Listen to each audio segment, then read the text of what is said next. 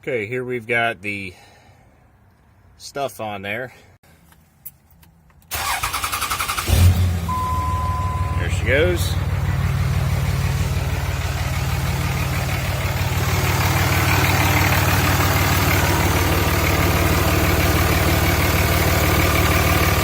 No. Not gonna work. Alright, here we got the coolant draining. I'm just gonna fill this bottle up. I think that's gonna be enough. We've lost enough coolant at this point that I'm gonna have to grab another jug and a jug of water, a gallon of water as well. Might be able to get that at a gas station or something on the walk back. Well, this is about all the coolant that was left in the radiator. There might be enough to finish that bottle, but that's it.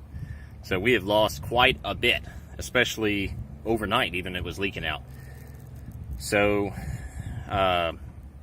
yeah, it seems like I've never been able to do an actual coolant change on this truck because the truck finds a way to dump it all out before I get to that point. 3 water pumps or a radiator hose disconnected, and now we got this.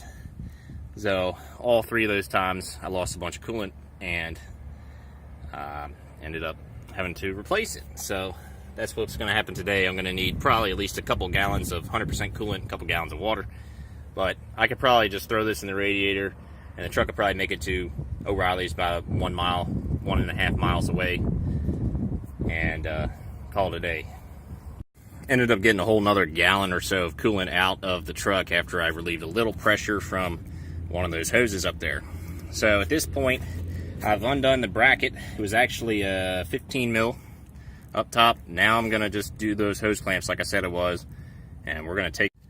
Okay, here's my setup. I've got one pair of pliers locked up, very sensitively locked up there on that elbow. The other pair is over top of the turbo there. You can see the top of them sticking up on that blue little piece. And then up top, you can see that one's been loosened, and no, we're not looking at the right one. Right up through here. This one's been loosened, and I moved it up the tube, so we can now hopefully pop the top of that thing off, pop the 2 sides off. There's 3 different spots, and then we'll take this thing out. Right, here we are up top with this little screwdriver. I've had to kind of remove some of how this was stuck on here. Kind of, you know, slowly work your way in. And now I've got this loose enough that I think I can, you know, eventually pull it off. I'm gonna need 2 hands though. Oh my, 2 hours later, and it's out. I removed this end first. Well, of course this end actually first, but this end I was able to push it out, and then this end I ended up having to remove the whole elbow with it because this elbow is stuck on here. Now I'm gonna work on getting that off. Here is our brand new heater pipe. 626321 is our part number. Okay, here is my strategy for installation. Up here, right there, that clamp, I've already got it clamped. It's in. So at this point, we're just trying to get the elbow hooked up. The elbow's in the sunlight right there. The bottom is hooked up. This side's not. I've got to get that hard part of the tube inside the elbow. So I'm going to have to bend the elbow back. This is really difficult. But once this is done, I think we'll be seeing the light at the end of the tunnel. Well, breaking news. We have got all 3 ends hooked up, including the one up there, and that 13, or actually it's a 15 millimeter bolt right here. Torqued in so it doesn't rattle on the trans tube. So, miracles have occurred, and it looks like I'm ready to start putting coolant back in the truck. Okay, here we are, Xerox Go5s, the coolant I use. This is the 50/50. This is all they had at the store, so this is what I got. I'd rather get the 100% and mix it myself because you get pretty much twice as much for the price. But here we go. We're going to put this in, top off the radiator, all the other fluids in there already, and we'll give it a test fire. All right, fingers crossed.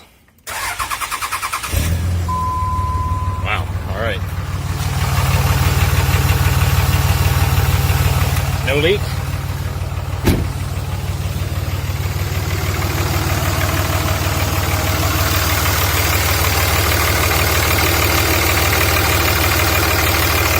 leak there.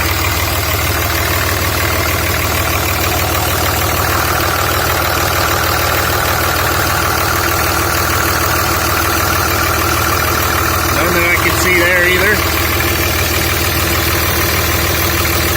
Alright, we are on the test drive. Everything's good. I just drove it about a half hour, stopped, and parked for a little while. I was running some errands. Came back out. Nothing under the truck as far as leaks. So we are good to go there. Not a drop. So could not have gone much better than that. And so, yeah, kind of looking back, I was like, well, there's that rusty heater pipe back there, but that's nothing to worry about. A lot of trucks, a lot of these Cummins trucks have that. So, yeah, the thing is, it does actually get to a point where it's out of control. And so if you see yours is all rusted, I would preventatively replace that pipe. That's a tough job. I mean, I struggle with that quite a bit with the clamps, mostly with access. I almost had to pull the exhaust manifold off. And I'm very fortunate to have found a way around it. I was just able to pull that little coolant elbow off with it, with the pipe. That was how to do it. Go underneath, push up with a screwdriver on the bottom of that coolant pipe and break that loose. That little elbow was sticky, stuck to the pipe. So was the one up by the heater core, but that one was easy to work with. Once again, I kind of used a screwdriver. If you got an actual hose remover, use that. But I didn't have any of that today. So, without this video getting terribly long, I'm going to end it here. I'll see you in the next video.